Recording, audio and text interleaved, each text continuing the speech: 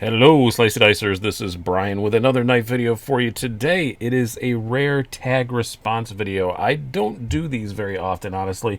I get tagged in a bunch of them, and I pick and choose. Occasionally, I'll do one, but this one I'm doing because it's River's Edge Cutlery that tagged me in it. They are a really cool shop. I really like a lot of the stuff they do, especially their Spyderco exclusives are extremely popular.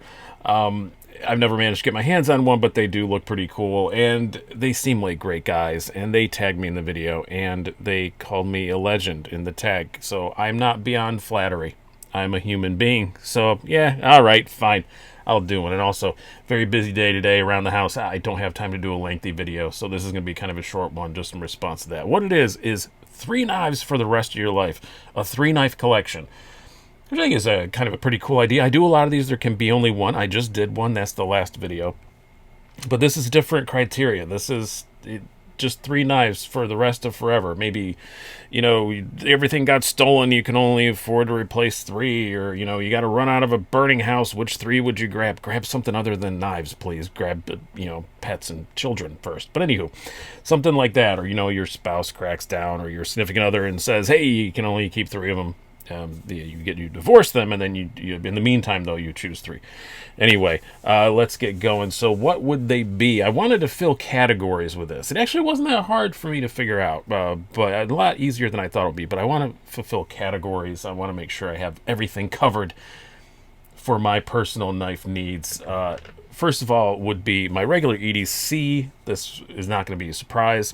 I'll start out with least surprising to most surprising, I guess, as we go on here, would be the Hinder XM18 Skinny No Choil Slicer. The No Choil is a DLT trading exclusive. They're the only ones, to my knowledge, that do no choils, and they're the only ones that do M390.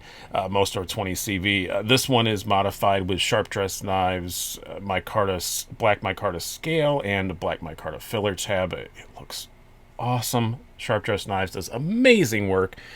I will link to them down below, as well as River's Edge Cutlery's video, so you can go check them out. And from there, you can find their website. I don't have any affiliation. They just seem like good dudes. Anywho, yeah, I like this a lot. It's unsurprising because I just did a There Can Be Only One of my American knife collection on 4th of July, and this one, spoiler alert. So obviously, this is going to be the one I choose. But a regular XM18, I wouldn't pick. But these skinnies, they're a little slicier, they're a little thinner, a little easier to carry, and you can modify them endlessly, obviously. So it's a great knife to have forever, because if you get bored with the way it looks, just go change it. They're like Legos. So I love that about Hinders a lot. And the skinny slicer is definitely my favorite so far. Unless they do a Fullered Spear version, because then you can Spidey flick them. If they do that, do that DLT or someone. I don't care if it even has a choil. Just somebody do that. Anyway, next up, this is 3 years ago I didn't give a crap about automatics, and now I can't fathom not having an auto. If it was there can be only one automatic, which that video is coming up, I'm not sure it would be an OTF, but in this case, in this 3-knife scenario, it's got to be an OTF. They're just cool in the fidget factor, and they're fun. I know people say, why OTFs? Because they're cool. Why do you need more of a reason than that? And my favorite one is definitely the Guardian Tactical Recon 035. It's the only Guardian Tactical I own, but I do like this one a lot. I had the 040, and it was just kind of too big, and I didn't wind up keeping it around. But this is the carbon fiber inlay version. About $325 for this one. I think they're a little under $3 if you get one with just regular aluminum. They're a little hard to get your hands on, not too crazy. This one's LMAX steel. I just like the look of it. Yeah, about $325. This, by the way, is about $425 for the XM18, and then, adding stuff onto it. But yeah, this is, I just love the action on these.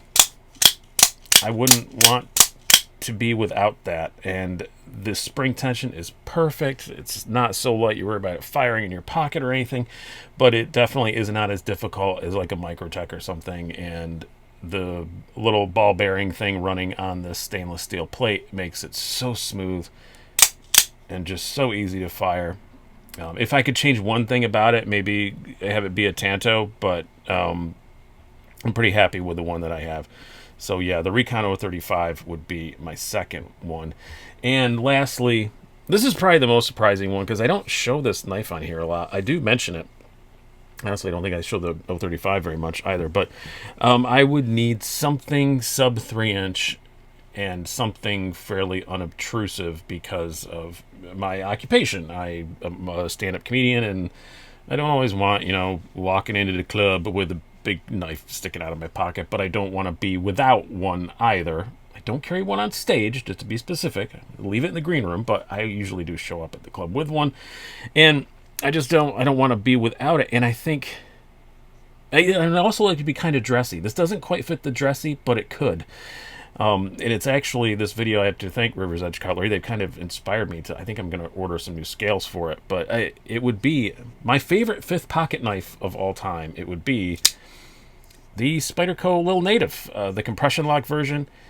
Not only is it very discreet, it fits that sub 3-inch thing, it's also super fidgety and fun, and I like it. And, compression lock, you can do all the fun compression locky things with it. It's just... I love this as a fifth pocket knife. The ergos on it are excellent for such a small knife. It's super, super comfortable in the hand. Yeah, I love it. And yeah, I think I might get some Flytanium scales for it. It did make me Google, doing this. I thought, maybe the Little Native, but I wish it was a little dressier. I know they made a sprint run in S90V in carbon fiber before somebody says that. That's still not quite fancy enough looking for me for what I want, but it made me Google Spyderco Little Native scales, and yeah, Flytanium makes some for like $75. May do that. I may have to do that. I think that would be I like this knife so much that I've had two of them. I sold one, immediately regretted it, and got another one. I think that was probably my quickest turnaround from sold to bought another ever. But yeah, I like the little Native, especially in this compression lock version. I know they've made another. I think they did a back lock. They were supposed to make a slip joint. I don't think they ever did. Correct me in the comments below if I'm wrong. These are about $130. Getting kind of up there for a knife this size, I do have to say. I see they're out of stock lots of places. Makes me wonder if they're going to be S45 when the next one comes out, because that's what they did with the Para 3. But we shall see. So this is this would be my 3 knives forever, and I'm pretty happy with it. I think this would change its look as time goes on. I love the way it looks now, but I'd get bored and change it around. Like I said, I'd probably put some fancier scales on this, but other than that, I'd be very happy with this. So thank you guys so much for tagging me, River's Edge. Yeah, I will link to your YouTube channel down below to this specific video, and you can go check them out and go check out their wares. I have, again, no affiliation, but go check them out. Hope you guys enjoyed this. Have a good one.